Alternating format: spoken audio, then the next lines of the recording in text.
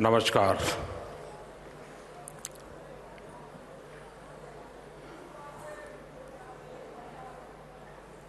एक अद्भुत दृश्य मेरे सामने है।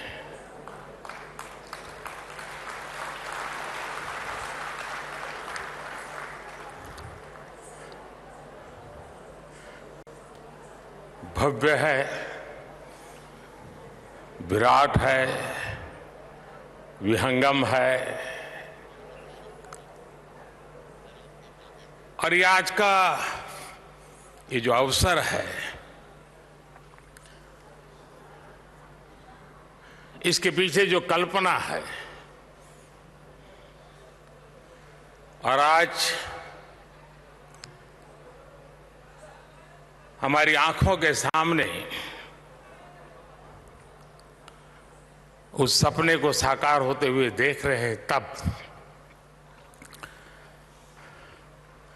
मुझे एक प्रसिद्ध कविता की पंक्तियां गुनगुनाने का मन करता है। नया प्रात है, नया प्रात है, नई बात है, नई किरण है, ज्योति नई, नई उमंगे, नई तरंगे, नई आस है, सांस नई। उठो धरा के अमर सपूतों, उठो धरा के अमर सपूतों, पुनः नया निर्माण करो। जन जन के जीवन में फिर से नई स्फूर्ति, नव प्राण भरो।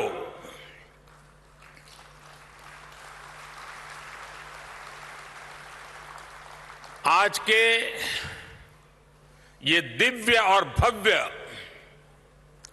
भारत मंडपम, उसे देख करके हर भारतीय खुशी से भर रहा है, आनंदित है और गर्व महसूस कर रहा है। भारत मंडपम आह्वान है भारत के सामर्थ्य का, भारत की नई ऊर्जा का। भारत मंडपम दर्शन है और भारत की भव्यता का और भारत की इच्छा शक्ति का।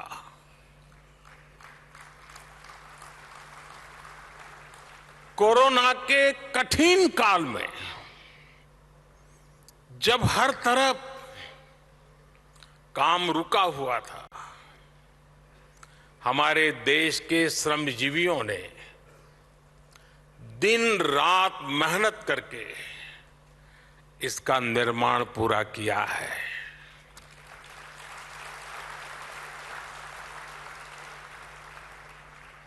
भारत मंडपम के निर्माण से जुड़े हर श्रमिक भाई बहन को, हर कर्मी को आज सच्चे हृदय से मैं अभिनंदन करता हूं, उनका साधुवाद करता हूं। आज सुबह मुझे इन सभी श्रमजीवियों से मिलने का मौका मिला था। हमारे इन श्रमिक साथियों को सम्मानित करने का मुझे सौभाग्य मिला था। आज उनकी मेहनत देख पूरा भारत विस्मित है, भारत चकित है। मैं राजधानी दिल्ली के लोगों को, देश के लोगों को इस नए international convention centre Bharat Mandapam की बहुत बहुत बधाई देता हूं। यहां देश के कोने कोने से अतिथि आए हैं। मैं उन सबका हृदय से स्वागत करता हूं। टीवी के माध्यम से, सोशल मीडिया के माध्यम से जो करोड़ों लोग इस वक्त हमारे साथ जुड़े हुए हैं, मैं उनका भी अभिनंदन करता हूं। साथियों, आज का दिन वैसे भी हर देशवासी के लिए बहुत ऐतिहासिक है। आज कारगिल विजय दिवस है।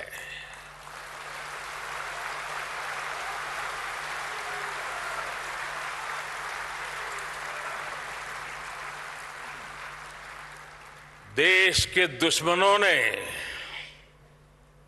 जो दुस्साहस दिखाया था, उसे मां भारती के बेटे बेटियों ने अपने पराक्रम से परास्त कर दिया था।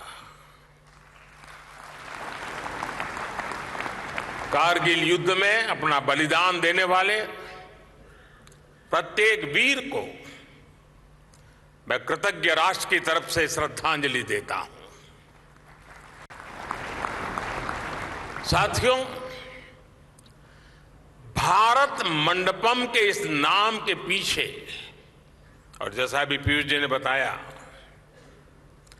भगवान बसवेश्वर के अनुभव मंडपम की प्रेरणा है। अनुभव मंडपम यानी वाद और संवाद की लोकतांत्रिक पद्धति। अनुभव मंडपम यानी अभिव्यक्ति, अभिमत। आज दुनिया ये स्वीकार कर रही है कि भारत मदर ऑफ डेमोक्रेसी है।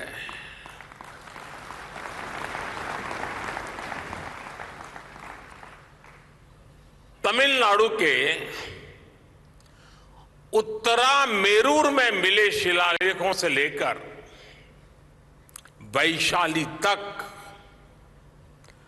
भारत की वाइब्रेंट डेमोक्रेसी सदियों से हमारा गौरव रही है। आज जब हम आजादी के 75 वर्ष होने पर अमृत महोत्सव मना रहे हैं, तो ये भारत मंडपम हम भारतीयों द्वारा अपने लोकतंत्र को दिया एक खूबसूरत उपहार है। कुछ हफ्तों बाद यहीं पर G20 से जुड़े आयोजन होंगे। दुनिया के बड़े बड़े देशों के राष्ट्राध्यक्ष यहां उपस्थित होंगे। भारत के बढ़ते हुए कदम और भारत का बढ़ता हुआ कद, इस भव्य भारत मंडप से पूरी दुनिया देखेगी। साथियों, आज पूरी दुनिया इंटरकनेक्टेड है, इंटरडिपेंडेंट है और वैश्विक स्तर पर विभिन्न कार्यक्रमों और समिट्स की श्रृंखला लगातार चलती रहती है। ऐसे कार्यक्रम कभी एक देश में तो कभी दूसरे देश में होते हैं। ऐसे में भारत में, देश की राजधानी दिल्ली में अंतर्राष्ट्रीय स्तर का एक कन्वेंशन सेंटर होना बहुत ही जरूरी था। यहां जो व्यवस्था थी, जो हॉल्स थे, वो कई दशक पहले यहां बने थे। पिछली शताब्दी की वो पुरानी व्यवस्था 21वीं सदी के भारत के साथ कदमताल नहीं कर पा रही थी। 21वीं सदी के भारत में हमें 21वीं सदी की आवश्यकताओं को पूरा करने वाला निर्माण करना ही होगा। इसलिए ये भव्य निर्माण, ये भारत मंडपम आज मेरे देशवासियों के सामने है, आपके सामने है।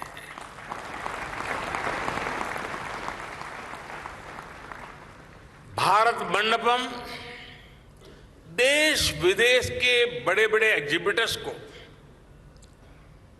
मदद करेगा। भारत मंडपम देश में कॉन्फ्रेंस टूरिज्म का बहुत बड़ा जरिया बनेगा। भारत मंडपम हमारे स्टार्टअप्स की शक्ति को शोकेस करने का माध्यम बनेगा। भारत मंडपम हमारे सिनेमा जगत, हमारे आर्टिस्ट के परफॉर्मेंस का साक्षी बनेगा। भारत मंडपम हमारे हस्तशिल्पियों, कारीगरों, बुनकरों के परिश्रम को प्लेटफॉर्म देने का एक महत्वपूर्ण माध्यम बनने वाला है। और भारत मंडपम आत्मनिर्भर भारत और वोकल फॉर लोकल अभियान का प्रतिबिंब बनेगा। यानी इकोनॉमी से इकोलॉजी तक, ट्रेड से टेक्नोलॉजी तक, ऐसे हर आयोजन के लिए ये विशाल परिश्रम और ये विशाल परिसर, ये भारत मंडपम बहुत बड़ा मंच बनेगा। साथियों, भारत मंडपम जैसी इस व्यवस्था का निर्माण कई दशक पहले हो जाना चाहिए था, लेकिन शायद मुझे लगता है बहुत से कार्य काम मेरे हाथ में ही लिखे हुए हैं।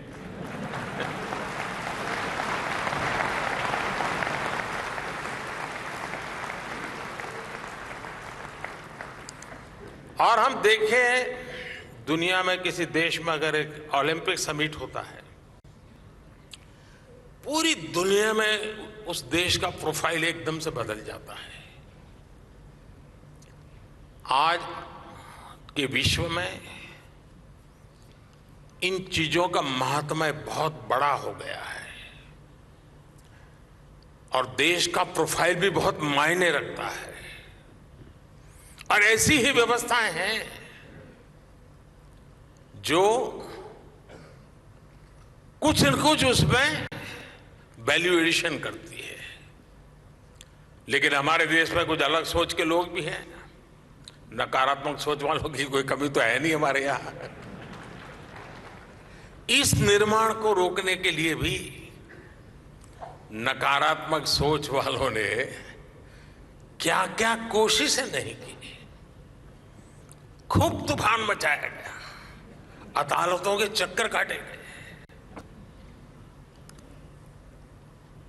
लेकिन जहां सत्य होता है वहां ईश्वर भी होता है।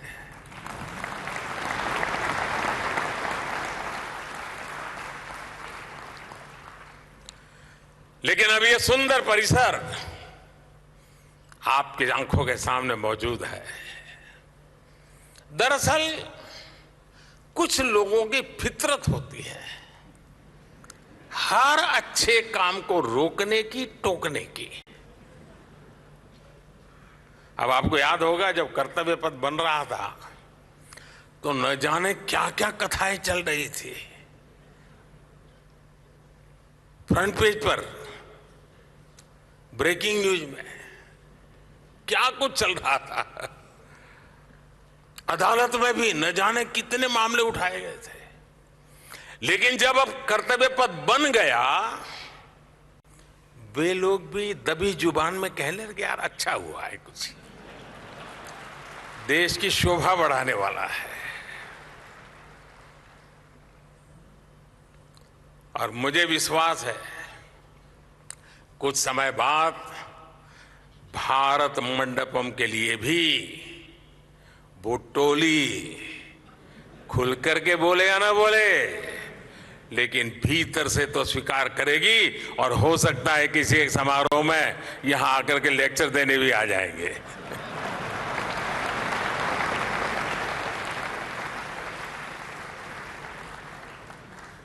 फ्रेंड्स, कोई भी देश हो, कोई भी समाज हो, वह टुकड़ों में सोचकर, टुकड़ों में काम करके आगे नहीं बढ़ सकता। आज ये कन्वेंशन सेंटर, ये भारत मंडपम इस बात का भी गवाह है कि हमारी सरकार कैसे होलिस्टिक तरीके से बहुत दूर की सोचकर काम कर रही है। इस जैसे सेंटर्स में आना आसान हो, देश विदेश की बड़ी बड़ी कंपनियां यहां आ सके, इसलिए आज भारत 160 से ज्यादा देशों को ई कॉन्फ्रेंस वीजा भी की सुविधा दे रहा है। यानी सिर्फ ये बनाया ऐसा नहीं है, पूरी सप्लाई चेन, सिस्टम चेन, उसकी व्यवस्था की है। 2014 में दिल्ली एयरपोर्ट की कैपेसिटी भी सालाना करीब 5 करोड़ यात्रियों को हैंडल करने की थी। आज ये भी बढ़कर सालाना 7.5 करोड़ पैसेंजर हो चुकी है। टर्मिनल 2 और चौथा रनवे भी शुरू हो चुका है। ग्रेटर नोएडा के जेवर में इंटरनेशनल एयरपोर्ट शुरू होने के बाद इसे और शक्ति मिलेगी। बीते वर्षों में दिल्ली एनसीआर में हॉस्पिटैलिटी इंडस्ट्री, होटल इंडस्ट्री का भी काफी विस्तार हुआ है।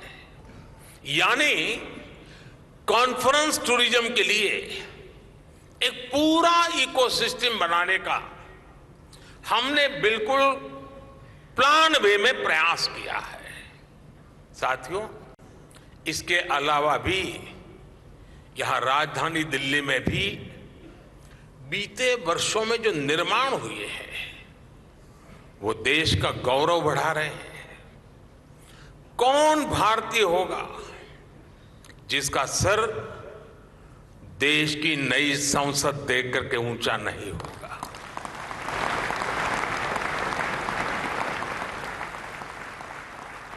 आज दिल्ली में नेशनल वॉर मेमोरियल है, पुलिस मेमोरियल है, बाबा साहब आंबेडकर मेमोरियल है। आज कर्तव्य पथ के आसपास सरकार के आधुनिक ऑफिसेस, दफ्तर, उस पर बहुत तेजी से काम चल रहा है। हमें वर्क कल्चर भी बदलना है, वर्क एनवायरनमेंट भी बदलना है। आप सब ने देखा होगा प्राइम मिनिस्टर्स म्यूजियम से आज नई पीढ़ी को देश के सभी पूर्व प्रधानमंत्रियों के बारे में वहां जानने का मौका मिल रहा है। जल्द ही दिल्ली में, और ये भी आप लोगों के लिए खुशखबरी होगी, दुनिया के लिए भी खुशखबरी होगी, जल्द ही दिल्ली में दुनिया का सबसे बड़ा, और जब मैं कहता हूं दुनिया का सबसे बड़ा, मतलब दुनिया का सबसे बड़ा, दुनिया का सबसे बड़ा म्यूजियम युगे युगीन भारत भी बनने जा रहा है।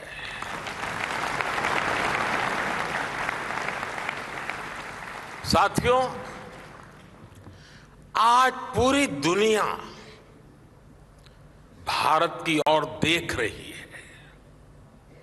भारत आज वो हासिल कर रहा है जो पहले अकल्पनीय था, कोई सोच भी नहीं सकता था। विकसित होने के लिए हमें बड़ा सोचना ही होगा, बड़े लक्ष्य हासिल करने ही होंगे। इसलिए think big, dream big, act big, इस सिद्धांत को अपनाते हुए भारत आज तेजी से आगे बढ़ रहा है। और कहा भी गया है, इतने ऊंचे उठो कि इतने ऊंचे उठो कि जितना ऊंचा गगन है।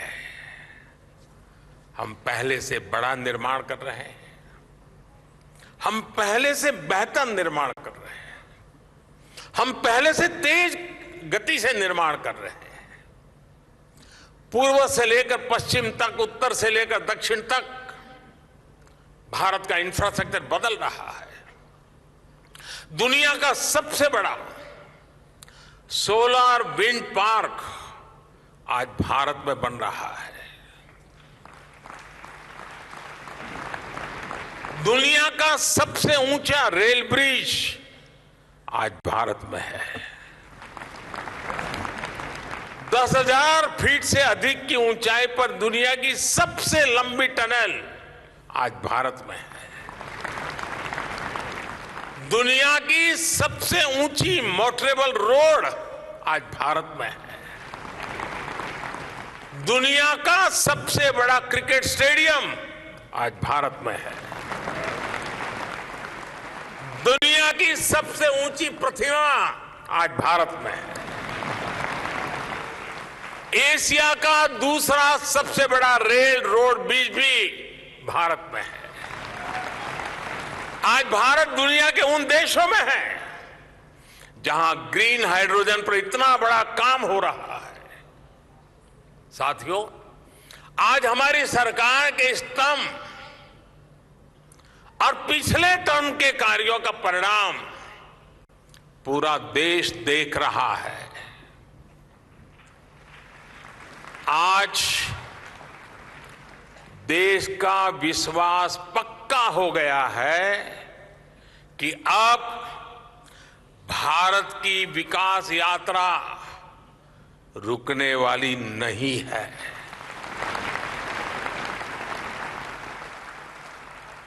आप जानते हैं कि हमारे पहले टर्म की शुरुआत में भारत वर्ल्ड इकोनॉमी में 10वें नंबर पे था।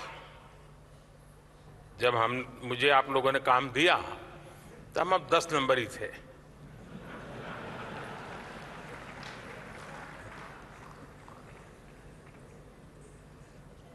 दूसरे टर्म में आज भारत दुनिया की 5वीं सबसे बड़ी इकोनॉमी है।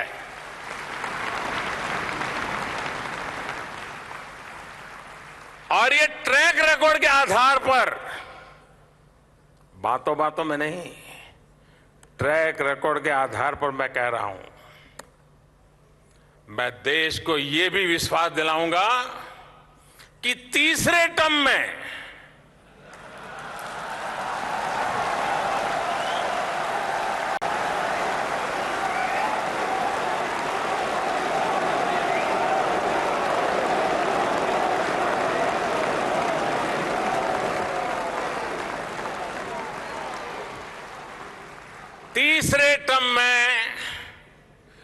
दुनिया की पहली 3 इकोनॉमीज में एक नाम भारत का होगा।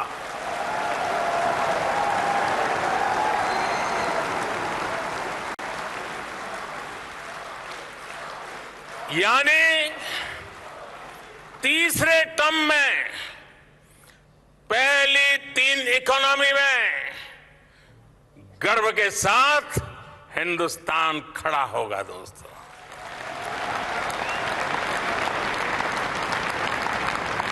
थर्ड टर्म टॉप 3 इकोनॉमी पे पहुंच के रहेगा भारत,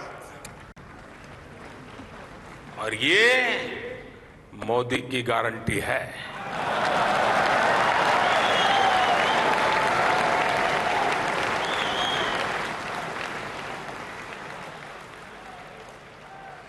मैं देशवासियों को यह भी विश्वास दिलाऊंगा कि 2024 के बाद हमारे तीसरे टर्म में देश की विकास यात्रा और तेजी से बढ़ेगी।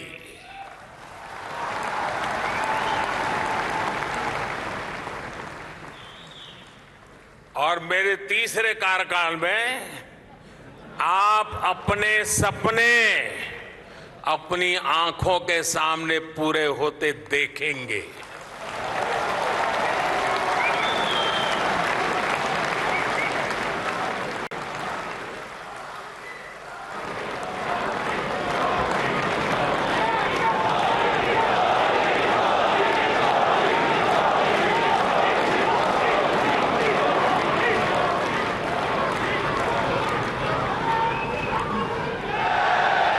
साथियों,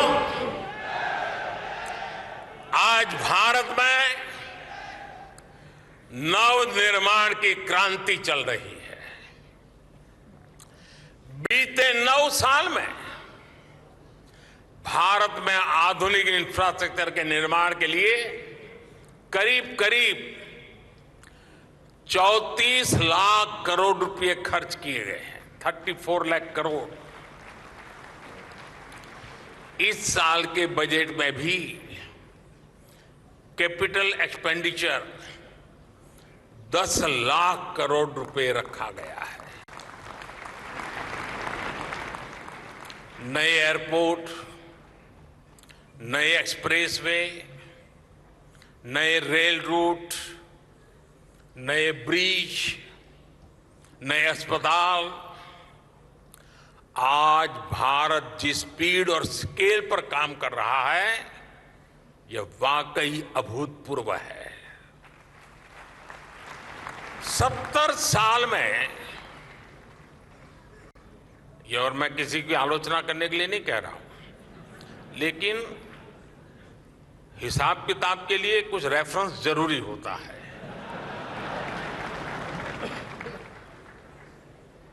और इसलिए मैं उस रेफरेंस के आधार पर बात कर रहा हूं। 70 साल में भारत में सिर्फ 20,000 किलोमीटर के आसपास रेल लाइनों का इलेक्ट्रिफिकेशन हुआ था। 20,000 किलोमीटर।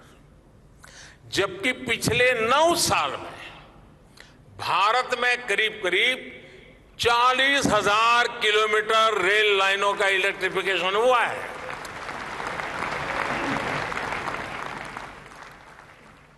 दो 2014 से पहले हमारे देश में हर महीने सिर्फ 600 मीटर, किलोमीटर मत समझना,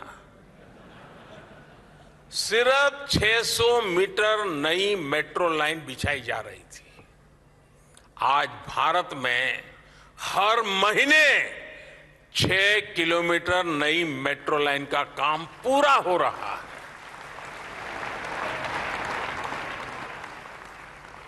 दो 2014 से पहले देश में 4 लाख किलोमीटर से भी कम ग्रामीण सड़कें थी। आज देश में 7.25 लाख किलोमीटर से भी ज्यादा ग्रामीण सड़कें हैं। 2014 से पहले देश में करीब करीब 70 के आसपास ही हमारे एयरपोर्ट थे, 70। आज देश में एयरपोर्ट्स की संख्या भी बढ़कर 150 के आसपास पहुंच रही है। 2014 से पहले देश में सिटी गैस डिस्ट्रीब्यूशन सिस्टम भी सिर्फ 60 शहरों में था, 60। अब देश में सिटी गैस डिस्ट्रीब्यूशन सिस्टम 600 से भी ज्यादा शहरों में पहुंच गया है। साथियों, बदलता हुआ भारत आज पुरानी चुनौतियों को समाप्त करते हुए आगे बढ़ रहा है। हम समस्याओं के स्थायी समाधान पर, परमानेंट सॉल्यूशन पर जोर दे रहे हैं। और इसका एक उदाहरण पीएम गति शक्ति नेशनल मास्टर प्लान भी है। यहां उद्योग जगत के साथी बैठे, मैं चाहूंगा कि आप जाकर उस पोर्टल को देखिए। देश में रेल, रोड जैसे फिजिकल इंफ्रास्ट्रक्चर के लिए, स्कूल बनाने हो, हॉस्पिटल बनाने हो, ऐसे सोशल इंफ्रास्ट्रक्चर के लिए पीएम गति शक्ति नेशनल मास्टर प्लान एक बहुत बड़ा गेम चेंजर साबित होने जा रहा है। इसमें अलग अलग लेयर के 1600 से ज्यादा अलग अलग लेयर्स के डेटा उसके अंदर डिजिटल प्लेटफॉर्म पर लाया गया है। कोशिश यही है देश का समय और देश का पैसा पहले की तरह बर्बाद ना हो। साथियों, आज भारत के सामने बहुत बड़ा अवसर है। आज से 100 साल पहले,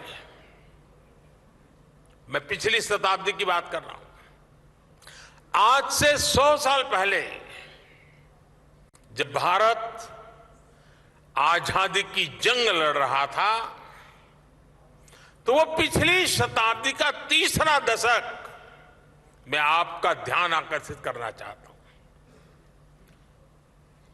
1923-1930 का वो कालखंड याद कीजिए। पिछली शताब्दी का तीसरा दशक भारत की आजादी के लिए बहुत अहम था। इसी प्रकार 21वीं सदी का ये तीसरा दशक भी उतना ही महत्वपूर्ण है।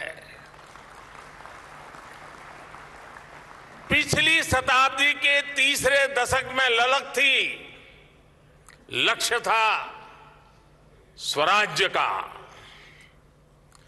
आज लक्ष्य है समृद्ध भारत का, विकसित भारत बनाने का। उस तीसरे दशक में देश आजादी के लिए निकल पड़ा था। देश के कोने कोने से आजादी की गूंज सुनाई देती थी। स्वराज आंदोलन की सभी धाराएं, सभी विचार, चाहे वो क्रांति का मार्ग हो या असहयोग का मार्ग हो, सारे मार्ग पूर्ण रूप से जागरूक थे, ऊर्जा से भरे हुए थे। इसी का परिणाम था कि इसके 25 साल के भीतर भीतर देश आजाद हो गया।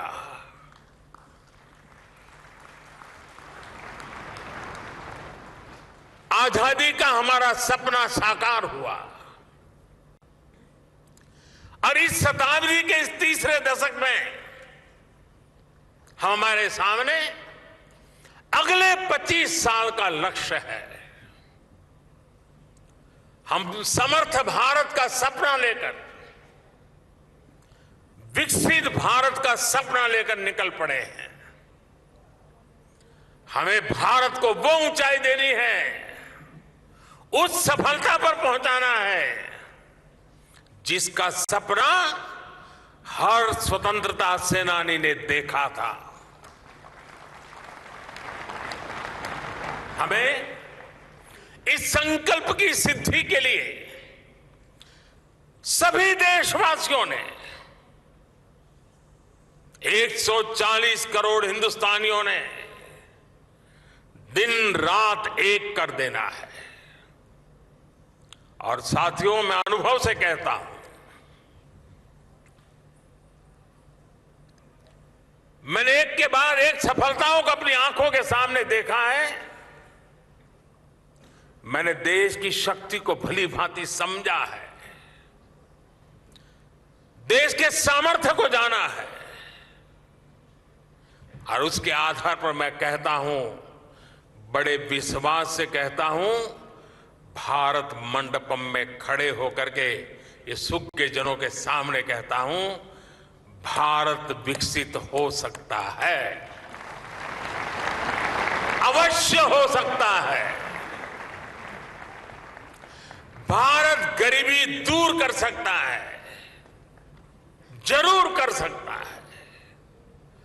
और मेरे इस विश्वास के पीछे जो आधार है वो भी मैं आज आपको बताना चाहता हूं।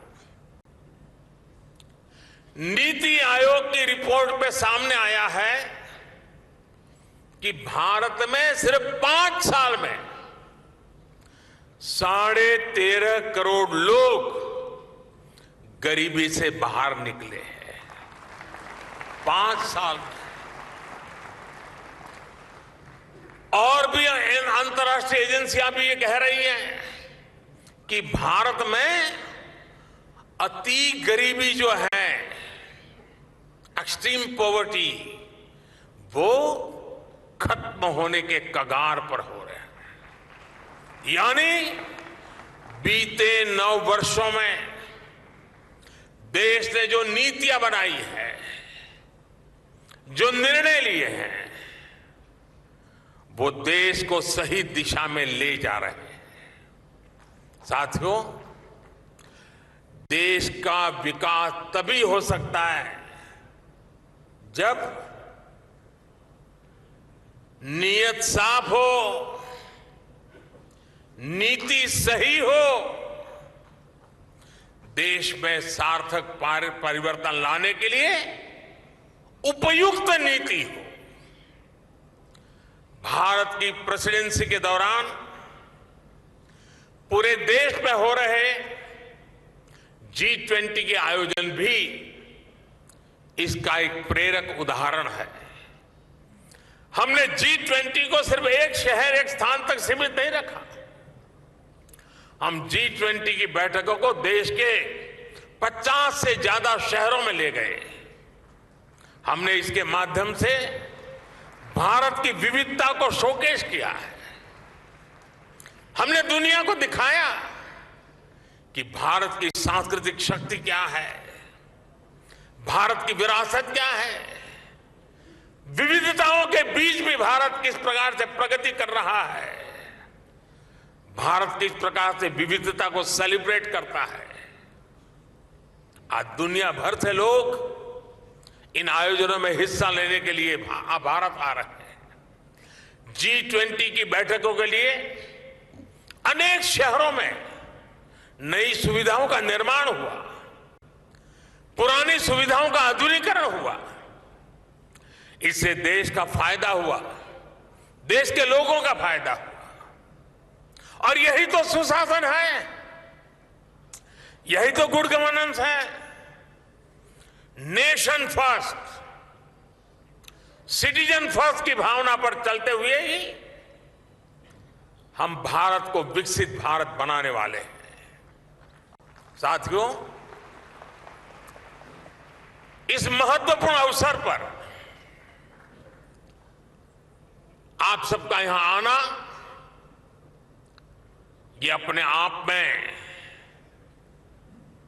आपके दिल के कोने में भी भारत के ये जो सपने पड़े हैं ना, उन सपनों को खाद पानी देने का ही अवसर है जी। एक बार फिर भारत मंडपम जैसी शानदार सुविधा के लिए दिल्ली के लोगों को, देश के लोगों को मैं बहुत बहुत बधाई देता हूं। और इतनी बड़ी तादाद में आप आए, मैं आपका फिर से एक बार स्वागत और अभिनंदन करता हूं। धन्यवाद।